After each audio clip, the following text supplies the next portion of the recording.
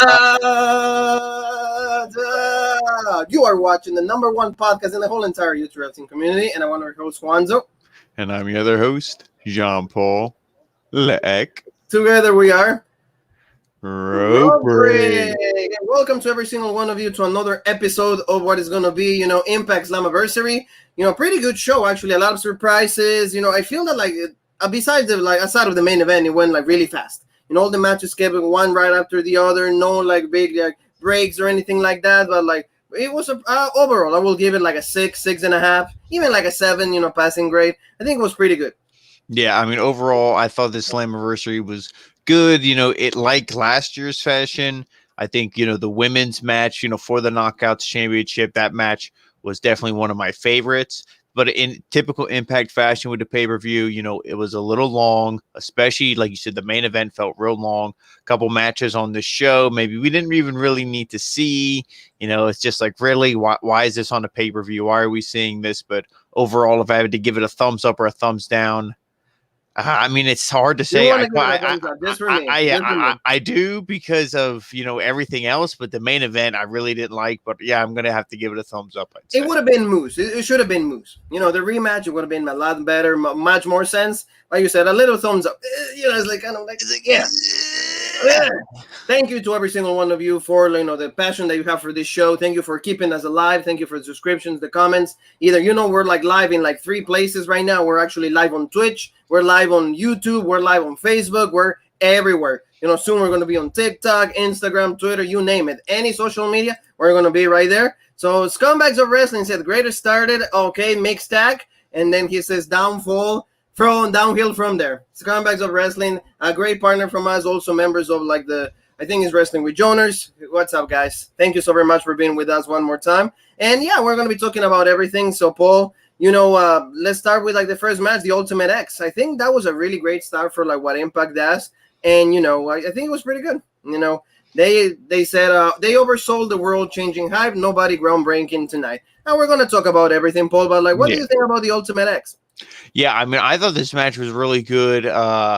Maybe a couple too many people, because we saw in normal matches like this, the way Impact does these matches is you have 1 or 2 guys, at a time being featured. One takes a real big bump. He gets thrown to the outside, rolls to the outside. Another guy comes in, rinse and repeat, and everybody kind of has their big showing. But, I thought, the real star of this was Josh Alexander. You and I have both said, this guy, every time we see him, he gets more impressive. He gets better and better. And it seems like, he was great in the tag division, but in the singles division, he's just as good, if not even better. This guy is just, he's on this rise where, who knows? The way he might be over if he's in big crowds, if Impact can draw big crowds. I don't know if that's possible, but maybe they're saving Kenny Omega for him at some point. Oh, yeah. It was a good match. So we're going to be talking about all of that. But like you said, it started out pretty good. The contestants right there, Trey Miguel, Ace Austin, you said Josh Alexander, Trey Bay, and you saw Rajid Rahu. No, not Rajid Rajat. That's NXT UK. And our boy Petey Williams, Paul. Legit stuff. Crowds are back also. So that was really good. Finally we get to see crowds everywhere. Not even on AEW. WWE yesterday with Smackdown. Don't forget to watch that review, family. But like you said, this started out hot. And, did it fill your expectations, Paul? Because we've seen it. I know that you've seen Impact way in the past. Was this as good as the ones before, or kind of different? How did you feel about that? No, I'm going to say no, just because those matches back then, they felt like they had real stars in them.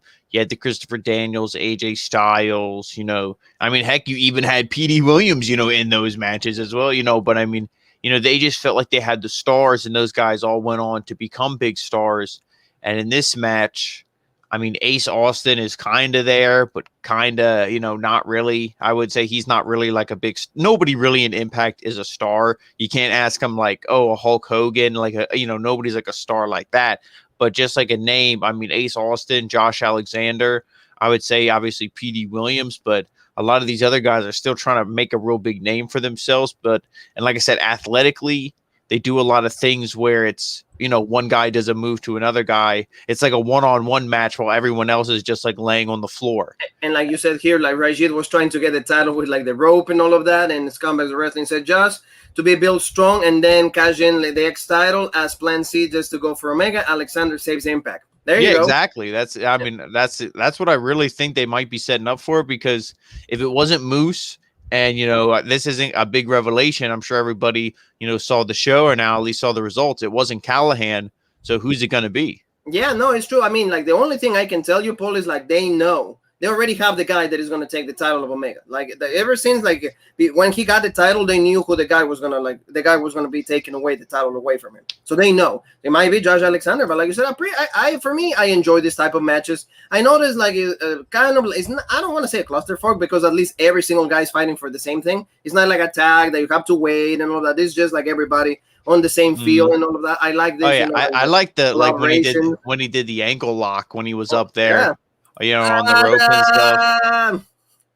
It was really good. Yeah, like you said, it's like it was pretty intense. Like Petey Williams did really good for me. You know, like that. Like like exactly. That. You know, like Petey, I would have gave it to Petey. You know, like all the work that he's done, he pretty much alongside Joe Daniels and AJ Styles, they pretty much created the X division. And you know, after that, you could say Chris Sabin, Alex Shelley, all of them. But like in the end, you know, Josh Alexander, like, I don't want to say surprises the world, but like at least retains, which is like a big affirmation and that like he's the guy, you know, to go after Omega. What do you? Yeah, and the ending seemed kind of like not weird, but you know, there's like three guys up there and they're all kind of grabbing at it, and then Ace Austin jumps and they're like, oh, if he would have been able to grab it and fall down, you know, he would have won the title. And then the other guys kind of just fall, and Josh Alexander's just hanging up there holding the belt, and it's like. So, yeah, so okay, I guess he won just because all the other guys fell and they didn't, you know, have the belt. Well, like the rule is like, you know, he was able to grab the title. Yeah. Because before he was supposed to grab it and then fall. But I guess they changed that a little bit, and then he was able to get the title. Kind of like you will say, like a ladder match or anything, that he was able to retrieve the title. So that's why they did it. But in the end, like you said, Josh Alexander looks really, really great. And again, Nathan Page, I mean, you know, you see like the difference in the two sides of the coin, right? Like completely jobbed out to Darby Allin, and look at this guy. You completely, the match that he had with TJP, 62, 65 minutes going Iron Man, you know, before, like in like the show before Impact. And now this is an affirmation. They keep building this guy to be so credible that he's going to take the title away from Kenny Omega. There's no other way. I just feel for me, you know? Yeah, I mean, they have to. And if they want to create like a real big star, that's the way to do it with a guy like him. If it wasn't Moose, like we said, Moose is like the Cesaro. We thought he was the big guy, the guy who was going to, you know, be the world champion. And then, nope, just kidding. You know, he's just a pay-per-view and done. And you're right. You're absolutely right. So, like, let's go with this one very quick, because actually this was part of the pre-show, and that was Fire and Flava, you know, defending the Knockouts Tag Team Championships against Havoc, Sami Callihan's fiance. For the guys that don't know, we always give you a little extra here on Raw Break. Again, Rosemary, this was like pretty, you know, one-sided. You know, they want to take away the titles from Fire and Flava. They had their stuff. They got the time in the sun. You know, they did what they had to do with Jordan Grace and also with Rachel Ellerin. So pretty much it was what, like the tombstone from Havoc, 1, 2, 3, and then we have new tag team champions in Havoc and Rosemary. It's fine. And I mean, they're gonna be more you know, difficult to beat. That's what I want to say. Maybe build other teams, give the opportunity to other girls. They're going to bring more girls. Maybe it seems that they have like a partnership with NWA. We also like, you know, a AAA. So that's going to be good because they're going to be featuring more women aside from the girls from Impact. And then they had a promo about from Decay. Crazy Steve, like you said, is so underrated. The guy can be so good, so much good in the mic. He has good promos abilities, but unfortunately he's stuck in the group. I don't know if he's going to ever break in from that or break out. Yeah, I mean, if you really take off with the X division, he could definitely be a contender in that, or, you know, just some other, you know, maybe in the tag team with Black Taurus or something. But I mean, I like him in this group. I definitely wouldn't want to see him go off and do something else. I think the gimmick would be kind of lost. Like, you need to kind of put all these creepy, you know, people together. Yeah, no, it's true. I mean, like, but like, you know, like Crazy Steve even supports in the promo, and like he made the promo a lot better because like, well, Decay is legit. We have everything we need. We're ready to go. So that was good. And you know, that was like the tag team championships right there that we have. So now, Paul, let's move on to like this match. I know that like you're not a big fan of this, but like you love these guys. They're your boys. You know, Rand Myers and Tennille Dashwood against Matt Cardona and, you know, surprise entrance or surprise partner, and you knew who it was going to be. There was no other way. I did like the fact that they involved a little bit of like the personal stuff with Tenille. They dated, back in the day with like Matt Cardona and all of that. So they go, who's going to be? And also Scott D'Amore, he said like, hey, make sure it seems like it's going to be a hot mess in here. So, you knew that like in the end it was going to be, Rachel Green. Or Chelsea Green. Chelsea Green. There you go. Thank you, Paul. Too many names, they always said, like Chelsea Green. So she ends up coming back to Impact because where did she look the best? On Impact. Remember the matches with Ali, like she was actually Knockouts champion, all of that. So she was the bride, the hot mess. So, the match, this is not supposed to be great. This is kind of like like in Piper Niven and Jack Stars against Jeannie and also Joseph Connors. So, same thing, right? Yeah, I mean, this was, like you said, it was good because there was at least a story. There was at least a reason for it. And it was a cool way to get Chelsea Green back in here. And I mean, the match wasn't one you'll go back and watch again. The match wasn't a 5-star classic or anything. But the one cool thing I liked about it is, how cool is it for Matt Cardona to be like, oh, I got to wrestle, a match, partnered with my fiance against my best friend. I mean, it's like, oh yeah, my ex-girlfriend was also in the match, but like, hey, it's still a cool thing to do. I'm sure him and Tenille are cool. It's not like they're like, so exactly. That's what they were able to like, incorporate. Yeah. So I mean, the match itself, I mean, yeah, Cardona did the right thing. He sold, Myers beats me up, everything like that. And then it was Chelsea Green that was able to come in, the hot mess, made the hot tag and everything, beat up Tenille. She got the big pin. And, it was, so obviously it was for her comeback. And I mean, it was good, but, the match was pretty short. And I think that was because maybe, Chelsea Green still has the big cast on her arm. She was clear to wrestle. But they were like, don't take it 20 minutes. Let's go quick here. Oh no, yeah, like you said, like I mean, I like how Tenille was like going like with Mike Mad, and then you saw like a lot of like this was good though. When she did the low blow, and actually Mad had like the cup, yeah. Still grabs the balls. Still grabs the balls, whether you like it or not. And then I'm prettier. I mean, really, you gotta like Christian, and you gotta call it the same thing. I don't know if I like that. Chelsea's fine. I mean, technically, his is the kill switch now, so now hers is just the I'm prettier. Right, you're right. Yes, there. So there you go. And then there's like the couple like ends that for celebrating. That's fine. I'm not gonna say anything bad about it. Like they get the win, and neither Cardona or Brand are going for like the main titles. They're not being top guys on Impact. So I mean, if they give something different to the show, I'm okay with it.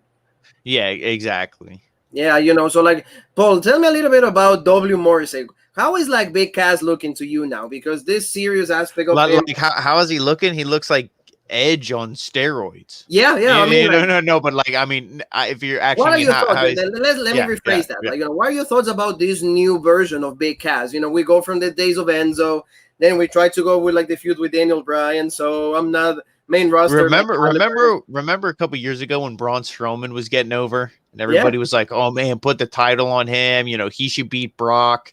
For the Universal Championship. Like this guy's badass."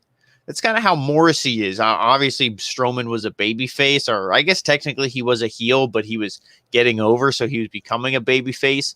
I don't think Morrissey's at that point yet, but I mean, he's, I feel like that's kind of like the same push he's like slowly getting here.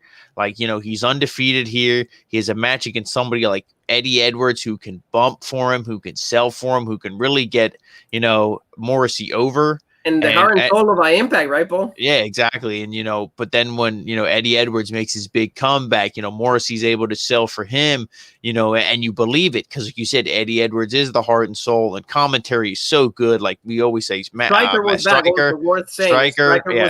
and D'Lo are so good selling this. Like it's a real sport, not like a Michael Cole or a Corey Graves or even a Pat McAfee. Sometimes he sells it a little, hokey, tongue-in-cheek. These guys are always Pat so McAfee serious. For me, does like the dance with like Nakamura's coming out. That's the only thing for me. That's it. But, I mean, but at the end of the day, it was we saw a Boston knee party, but Morrissey rolls out. So we see Thunder bomb. Exactly. The buckle bomb right there. That was cool too. Yeah.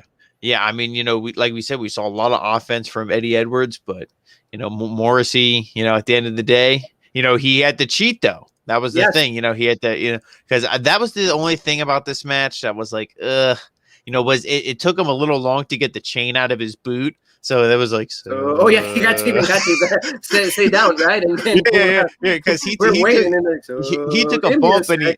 and he's sitting on the outside, and it was at least maybe 10, 15 seconds till he got this chain out, wrapped it around. And then you see Eddie Edwards finally stop stumbling, and he walks to the rope, and the ref's there, and he just punches him. It's like you're playing the game, right? Because like the guy is just like waiting for the finisher. It's like, come on, dude. But like it was like a strike, and then a power bomb, 1, 2, 3, and then Morrissey. So like, where is Morrissey going from here, Paul? Like, you think that maybe he goes to like a X Division or maybe like Omega? Like, what's the ceiling for W Morrissey? Yeah, I mean that's the real big question, because you got to think, okay, well, who's a big guy who he could beat?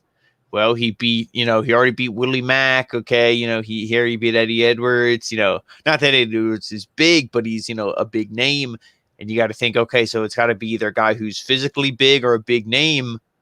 I mean, maybe Moose. But I don't know if you do two heels. It's hard to say really where they go with this guy, because there's a lot of heels in Impact, and the heels are all the top guys. There's not too many top baby faces. Yeah, they need more, and like the ones that, for example, now like we're gonna talk about Rick Swann in just a little bit, but like done completely, like kind of like Cesaro, boy, you did the job for us. Go back to like where you belong. So let's move on to like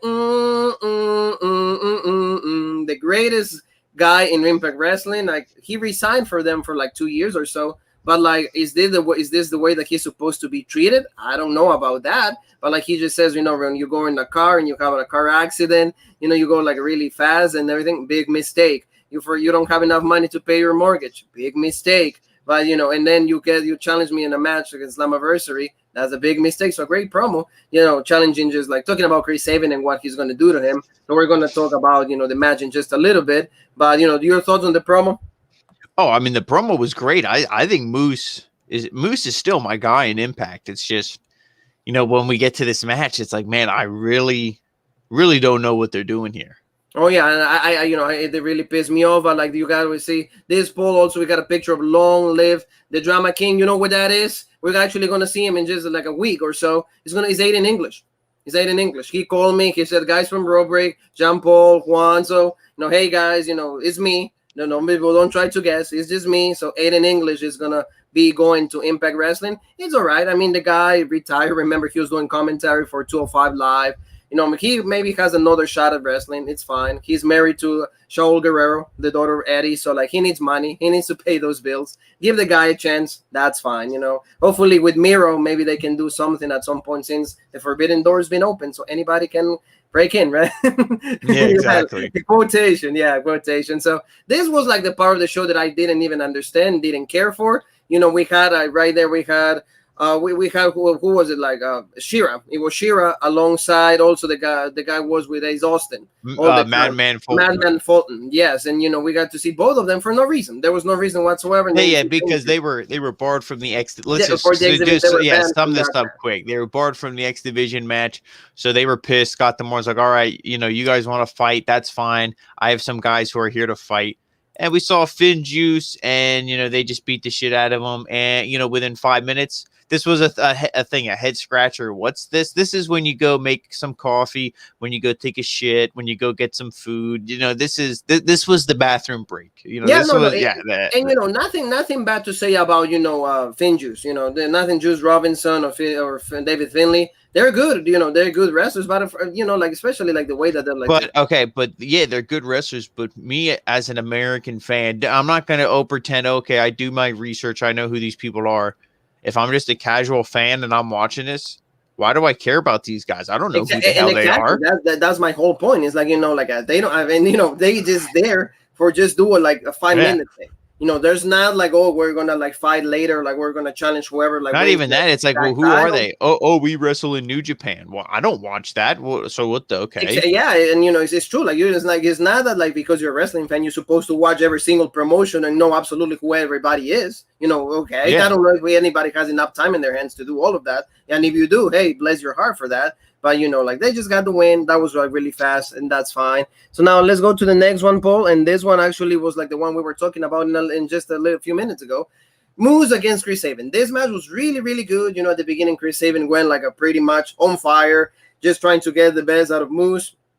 And then of course Moose like turned the match around, and then he started dominating, but really, really intense, and I will say really like hard hitting from both guys. But the winner is just another head scratcher. Yeah, I mean the match, they were doing everything right. They were doing, Chris Sabin, obviously, like you said, started out, he was hot. He was just, it was like maybe using his speed, using just like the feud, everything, his fire. But then Moose eventually took over. Moose, dictated the pace.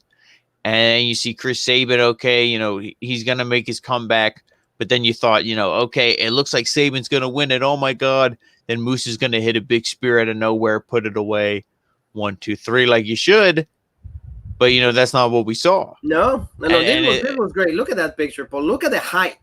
That's what I mean. Moose, I don't understand how this, how he's not world champion. I really don't know. Like I said, unless it's Josh Alexander. Unless you're trying to maybe think, okay, Chris Sabin's a babyface, obviously. He won here. Is he their top babyface now? Is he going to go after Omega? That's really tough to say. But, this match, I didn't like this match from the beginning when they booked it. I was like, I don't understand what this is. Like, why? Okay, I guess it's a way to get both guys on the show. But, I would have rather just saw maybe Moose is just off Slammiversary or – you do something different. But I mean, the match was really good. It was just the ending for me. Oh no, I like that. That was the one thing that like really bugged me. I didn't like that. And we have a comment. Oh, Pato is saying hi. Hola, Pato. There you go. See, Pato saying hi. Hola, Pato. ¿Cómo estás? A long time fan. Thank you, Pato. Like we have something really cool for you, but it's coming in the next couple of weeks. Pato, tenemos algo que ya nos llegó. Es una sorpresa muy grande. Así que pronto. Tienes que espéranos un poco más. But Paul, let's go back to like this, like you said, this is for me. Why would you job this guy out? This is like a great spot. Remember when he starts swinging it? Really, really cool. Taking really care of like Chris Sabin. He made it to the 9 count, but then in the most stupid way, they just changing pin attempts, and then in the most, like in one of those, Chris Sabin get the win. I don't understand this. I mean, it's because they had crowds, they had the signs, total nonstop Sabin for the days of TNA. And then, held to Chris Sabin, and he gets the win. I was not a fan of this. It bothered me a lot because this was the opportunity. Remember what you said before. He lost to Omega. This was like the opportunity for him to regain that and gain the momentum and then saying, you know what? Now I'm ready for Kenny. Yeah, I mean, the only thing, like I said, unless they think we did Moose and the plan wasn't for Moose. So now we're gonna, let's do Sabin because Sabin is a bigger baby face. He's an underdog. I really don't know. Yeah, exactly. And we have Underground. Thank you so very much for being with us. We really appreciate it. He says the end was a little bit a letdown, to be honest, but Sami Callihan broke his snake from use an Underground Jermaine snake. So I mean, yeah, we're gonna get there in just a little bit. But like, the match, I feel it was a little long, but like it was Sami Callihan style. It was like Nick Gage, it was like John Moxley. Those guys are like probably not technicians, not able to do a lot of holds, not able to do that. But the pace and also the uses of the toys is a different kind of match. But like you said, pretty much Moose gets jobbed out. That really bugged me. So, let's go to like the tag titles. Violent by design. Paul, these guys need to have goal, because they're right completely like they lost the goal. But like the groove is just like too good to not have anything. Like the story behind it, the values, everything. The concept of it is really good. Swan and Willie Mack, two guys that like an Impact Zone. They're popular within Impact. But Rick Swan lost to Omega. Can I have a rematch? No, Rich. You're done. Thank you, buddy. And then there was a surprise entrance that's for me completely a letdown. I would have much rather see TJP a million times with Falaba and the Good Brothers that, we see him on Wednesdays on AEW. We see him everywhere. We're like, we should be the Good Brothers, right? And like the Bad Brothers because I'm tired of seeing them. And Underground is like, is that you, Joey Janela? No, I had the glasses before Janela. He's actually stealing my gimmick, but he's so poor, it's not even worth it for me to sue him, so I just let it go. Yeah, well, I know we're actually going to do that. There you go, Jean-Paul. Like, we got like, oh, it's great. It's great. We love you, family. See, this is what we want from every single one of you. Comment, talk to us. We just want to like exchange comments, That's what we love. That's why we do this. But anyway, surprise entrance, right? Really? No way, Jose. And he can't even go no way Jose. He has to just be no way. Yeah, no way, Paul. And there's no way for me to get into this match. Pretty much, I don't like multi-man matches. Just singles to begin with. Some of them people can pull it off. The right people can, most times not. But when you do it for a tag, that makes it even worse for me. And like you said, Violent by Design was so good. And it's like, man, I really hope, since it's a multi-man match, they can just somehow, sneak the win out of here. Joe Doring is so good. Rhino is, he's a decent second, but the main star here is Joe Doring, obviously. Yeah. And, you had the babyface team of like Rich Swann and Willie Mack. And like you said, Rich Swann is like you said, it's like, boom, he goes from like, riches to rags to riches to rags. Like he's always, oh man, he's in the main event fighting for the title, to now you're just in a tag team that, you guys aren't even really a major factor in. Yeah, and that's a problem, why would you do, and especially No Way Jose comes out in the same exact gimmick as WWE. Can you do something else? If I'm going to another company and they tell me, hey, you're going to do the same exact thing, I'm not doing it. It didn't work there. Why would it work here? Yeah, that's what I mean. I mean, maybe that was his gimmick before he actually got signed to NXT. Who knows? Maybe that was a thing. Oh, he created that. I don't know. But look at Underground. He has a legit comment right there. Violent by Design should have retained, to be honest. They need to recruit Wolf and Killing Dane with the group. Exactly. Like, give him the group is one of like the most serious groups in professional wrestling right now. It's a great staple. You said it. Like, have them like you be the tag champs for a long time. This whole thing I didn't like it at all. Yeah, and especially like the ending. Things kind of break down. I mean, this was cool. Gallows and Joe Doring, the two big guys going at it. But then the ref, the distractions, all the bullshit. And it's like Rhino. Rhino eats the pin. I mean, I guess you didn't want to pin No Way. Fall Boss, too fat for them to pick up. I don't really know. But I feel like, man, it's, if you were going to take the titles off Violent by Design, why did you have to pin them? You couldn't, you're telling me you couldn't have pinned somebody else? That why Willie Mack or like even Rich Swann, that's. At this point, who cares at this point? Unless they are going to recruit somebody else and they don't want this to be NWO with 100 members and they're like, well, Rhino's going to eat the pin so we can kick Rhino out of the group and now we'll recruit they could, somebody because else. I remember what they did with what is the name of Darren or Darren? what like they actually beat him up when he lost. In one of the pay-per-views he lost, and then the next show on Impact they actually beat him up. Like they had him they locked him. Oh, well, who was it? Cousin Jake or whatever? Yeah, cousin like D or he was. Oh, Diener. Was it Diener? There you go, Diener. So like they beat him up really really hard and everything. So like I mean, if they do that, that's fine. I'm okay with that. But with the Good Brothers are the once again. Are and I gotta be honest. You tell me how you feel, and I know hindsight's 2020, but I'm being honest. This is really how I felt. As soon as the Good Brothers won here, I was like, Omega's retaining.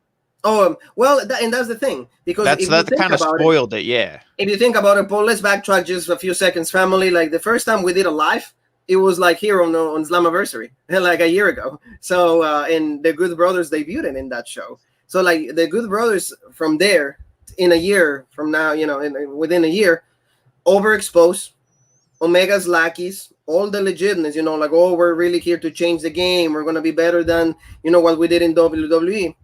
Lackeys, they show up, they're completely overexposed, done. And I mean, do I care about this? No. And like you said, they did that 2 times, within a year, and everything. That within a year, 2-time, Impact Tag Champs, but it don't feel special. So. No, and because again, they're overexposed. So Underground says, no way, Jose, with Fiend Juice needs to happen. I don't know why, but like I've always wanted to see a Juice and No Way Jose team just for the comedy side of things. LOL. Alexi, but those both guys have the afros. Fiend Juice and No Way. But see, No Way Jose, and it's not a criticism, but he's not that great in the ring. He's just pretty. I mean, the guy has the size. He's pretty tall. He's like kind of big. I think if you changed his gimmick and made him serious, he would get over. But it's just like you said, he comes out. It looks like he literally came off, the cabana. He was just pouring somebody a drink. Oh, you need me to tag in? And then he comes in. Yeah. And Johnny Swinger's there. Like, I mean, Johnny's legit. So that we're going to give that. We love Johnny Swinger and all of that. But like you said, it's just like, it's just a little bit of like, if you're going to do the same and that he never worked. Because even on NXT, he was never a main star. No, he was over, but like he was like over as like, oh, we like this guy.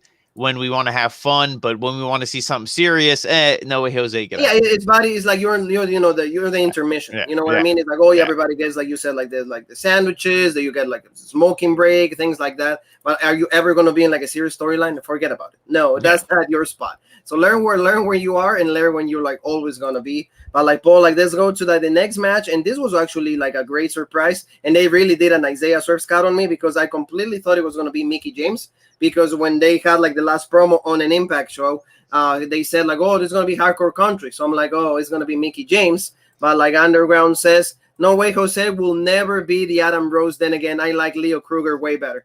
I mean, Adam Rose was pretty legit, Adam Rose, like, especially like, when like that was the first time that you see a guy coming out with all the conga line and all of that, and yeah, I actually like out of that. yeah, I actually like Leo Kruger better too. Before he was Adam Rose, they did kind of, I don't know if you or how well you know Spider-Man villains, but he was almost like Kraven the Hunter.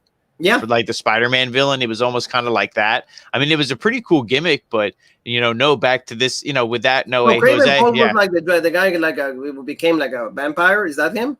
No. That, okay. I think that was Draven or something. Or some with Raven. a D. Yeah. Quote the Raven. No, but this match here, no, this was good, and you're thinking, who's it going to be? And then it was Thunder Rosa, and as soon as it was Thunder Rosa, I was like, you know what, this is going to be. They're like, okay, Deanna and Jordan Grace. This match is going to try to challenge that. I don't think I would say that was better. I actually do think Jordan Grace and Deanna, their match, I want to say that was better. But, this was still really good. These women are kind of, they're both short, similar builds, similar styles, techniques, really good mat wrestling, the holds, everything. You knew this was going to be good. I was excited. And to be honest, besides the X Division just being a fun match, the first match to open the show, I really think this was my favorite match of the night. Of course. And, Paul, like, tell me this. What is the best wrestler right now of Impact, of just them, that is signed by Impact? The one that like is being defending that title, pay-per-view, Impact special, is being Deanna Purrazzo. Like a year from now, 2020 is when she debuted. Remember when she challenged Jordan for like the knockouts? Look at the evolution right now. Girl is absolutely on fire. She's been every single woman in that division, to the point that like they have to bring somebody from the other and she's so great. Even the promo they showed where she just beats everybody, and they showed, okay, Venus de Milo, the armbar. They kept showing all the submissions, all the tap outs, everything she got. Then they showed she has the, what do they call it, the Queen's Gambit or something? Like it has the Venus de Milo, she has like the armbar, and then the other one, the Cosa Nostra. That's like the pile driver. Okay, well, they called it the Queen something, so maybe they translated it, but no, this was, I mean, that was the whole story here. She couldn't get the armbar, and I just shows her. She did like kind of Randy Orton pole, remember, and then she did like the arm. That was good. Right, it was really good. And then I love when they call that the divorce court, because she's separating the shoulder, from the arm from the shoulder. No, but this was so good, and she couldn't get the submission with the armbar. Thunder Rosa kept getting out of it. So it, it shows her versatility, as a champion. It's not like, oh, I just have one hold, and if I can't beat you with that hold, I can't beat you. She goes, no, the armbar is not working. I'm gonna do the pile driver. So that's I like that she has two finishers. I think that's she has like two ended signature. That when you said versatility, that's what it's all about. And also like here we had like Underground was saying, would it have been better of an ending if Omega and Good Brothers face up with Jay Watt and Good Brothers to close off the pay-per-view? We're going to get there. The Gorillas of Destiny. Oh, Gorillas of Destiny. Oh, okay. Yeah, maybe. I mean, like I know that like we're going to talk about just in just a little bit, just let us get through like the main event. But like, I think that like there's a lot partnership big time right now with New Japan also. So there's a lot of things coming out of that already. Like, rumors and news are coming up to my phone. Like all the Impact wrestlers are talking to us. So like, just give us 1 minute on that, but we're going to get there, because this match was for me like the most, like the best match of the night. Like you said, like Thunder Rosa, like is like always pretty good in the ring. But like you said, it shows how Deanna is also like, to me, like that's the best wrestler that they have right now in the world. And, maybe that's a bold statement, but for me, the fact that she's been able to defend the title, she's been able to remain champion, she's been able to face every single one in that division. In a perfect world, that should be how you portray your champion. Everybody gets there's a lot of women WWE let go. Some, people, some of them, it's fine. Like I would say the Iconics, that's fine. Other ones, like Ruby Riot. Oh man, I think they really could have had something with her. But to me, Deanna was the biggest missed opportunity they had. Oh yeah, they had this woman who's a main event. She could be a champion of Raw, SmackDown, NXT UK. It don't matter. She's so good. They had her. They let her go. She's proven them wrong. I agree. She's, even if you don't like, some people might not like women's wrestling. They might not watch these matches.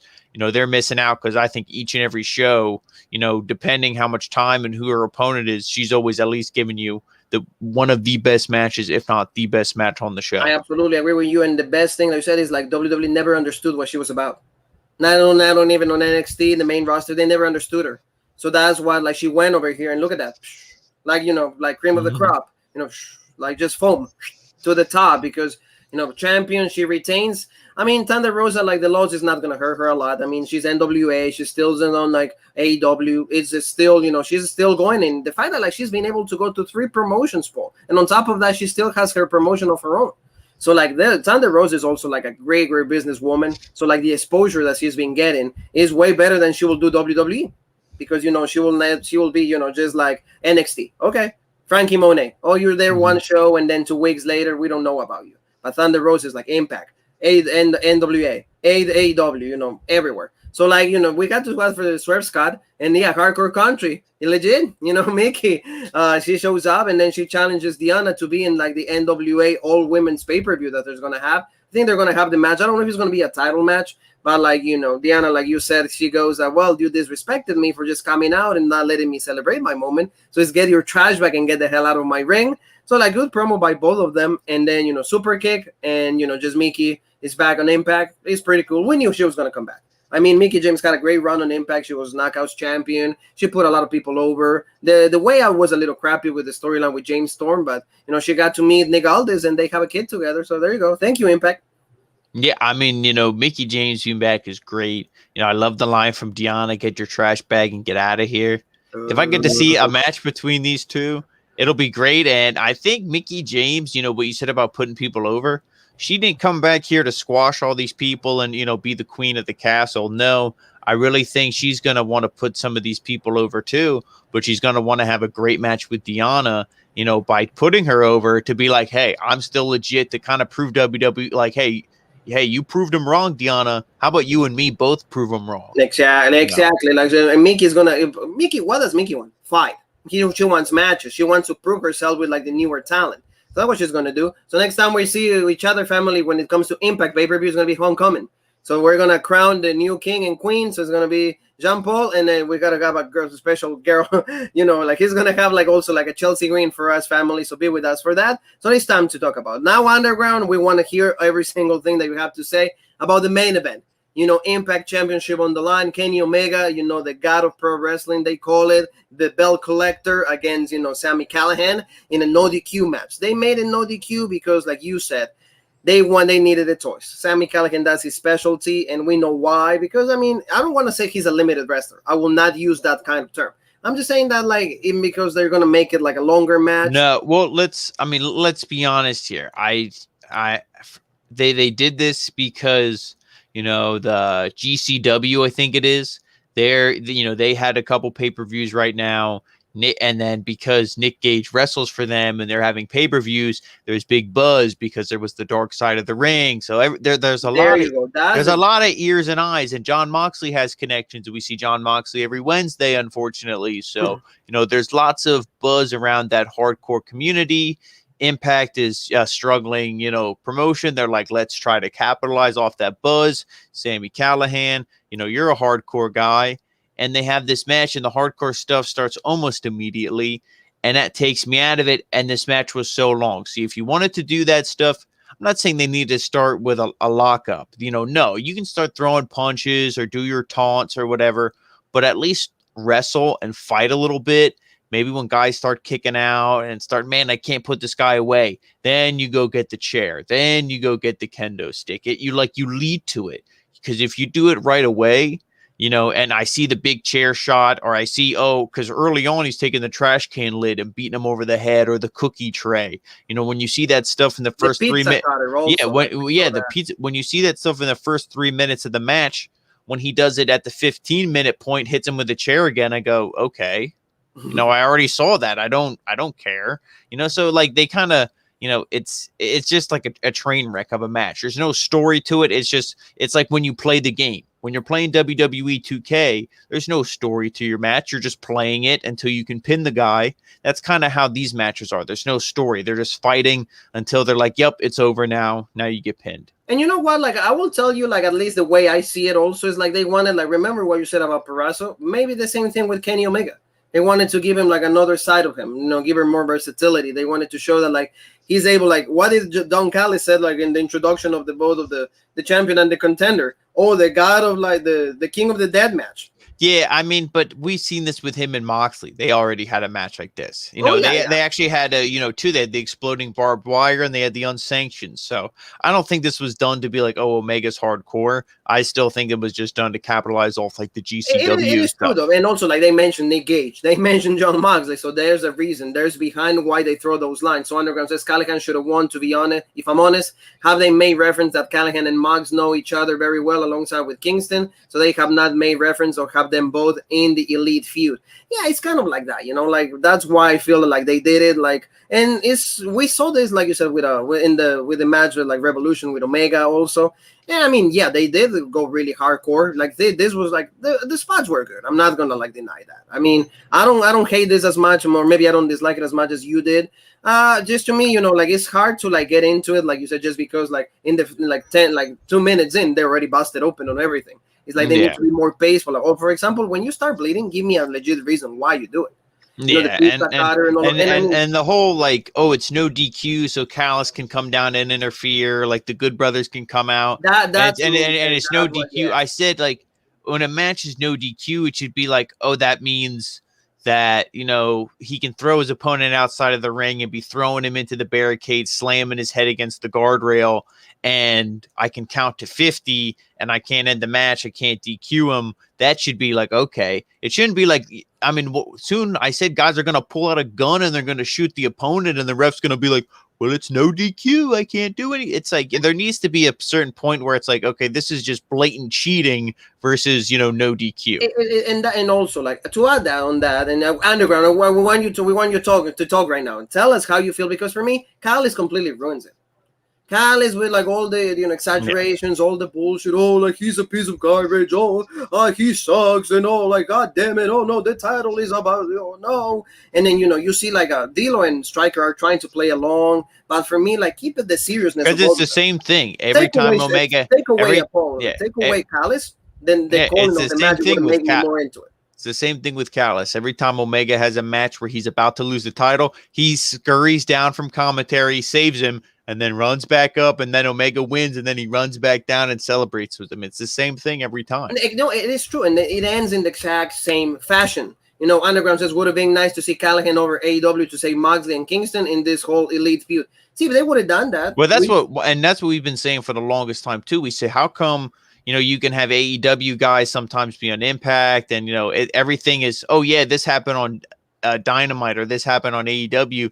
But then AEW, they never say anything about Impact. Exactly. The only time that like they did that, and I'm going to put a quotation right there, is remember at the end of like. Well, I'm going to be honest. I think the only reason they did this whole crossover thing is because Tony Khan was sitting there in his room one night and he goes, I want Omega to have a bunch of belts. What's a shitty company that I can buy off and they'll give me their main title? Impact.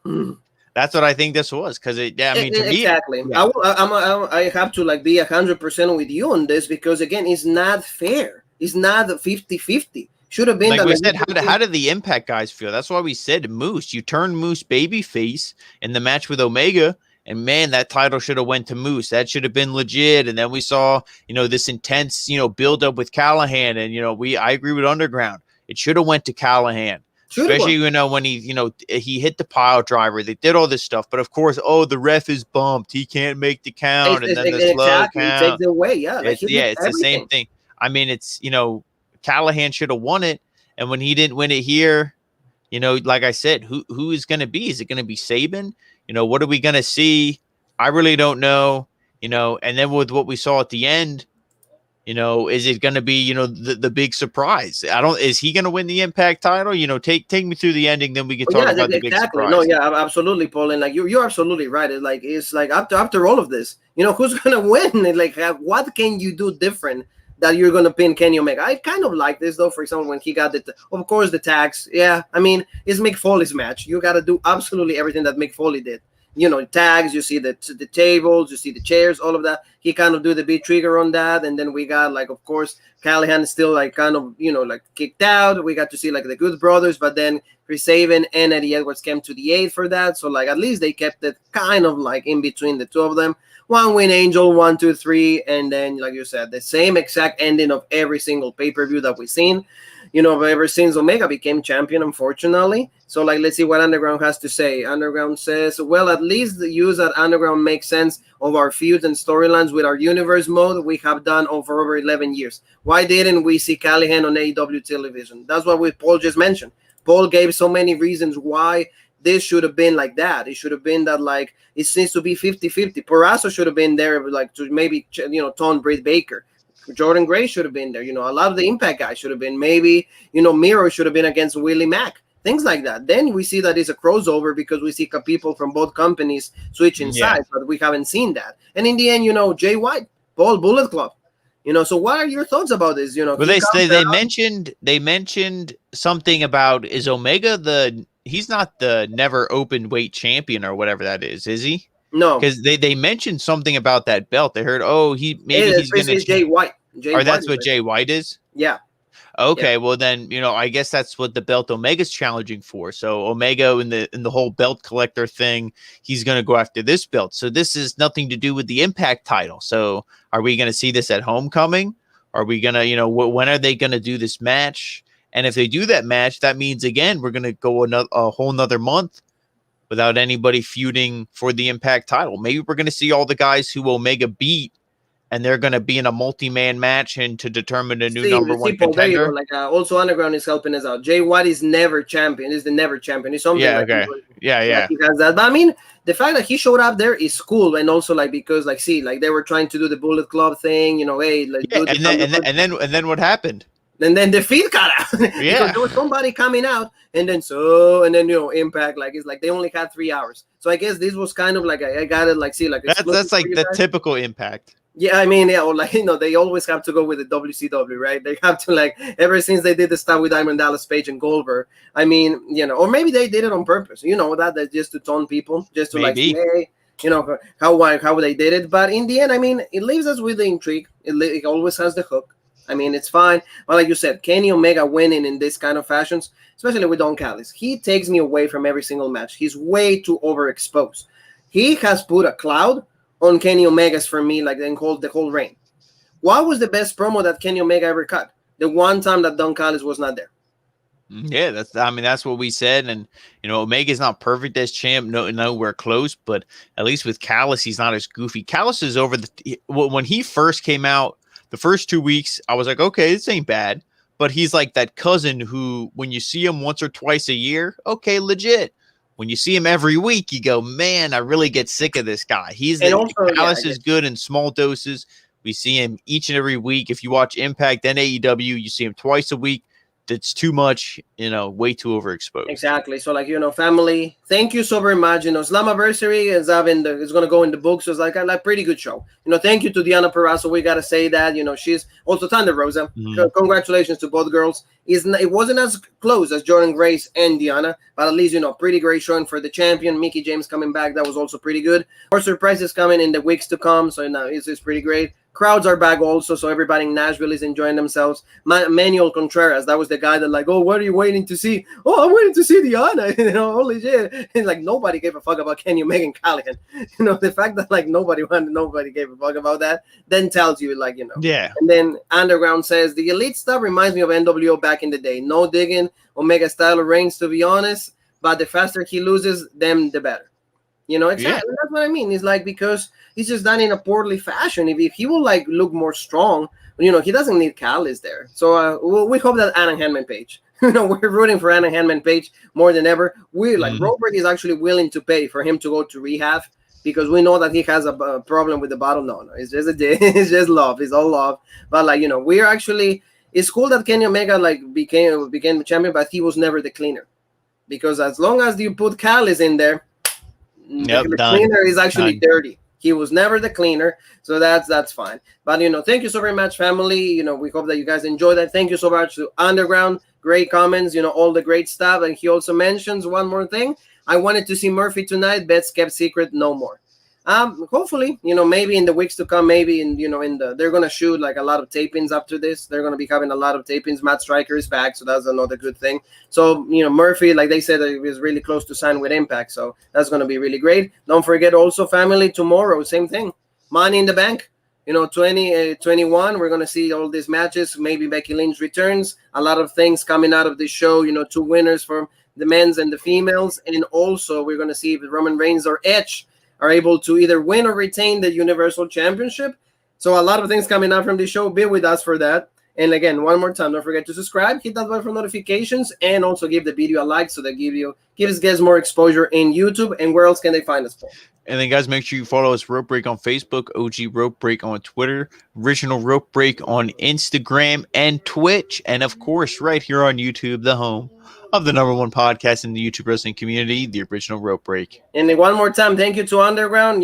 He's thank you for all the comments. Naomi and Biggie win Money in the Bank or bust. So he has his candidates. Then bust. Oh, bust, yeah, bust. So thank you so very much, Underground. A lot of love for you, buddy. And you and me, Paul, have one more thing that is left to say, and that is the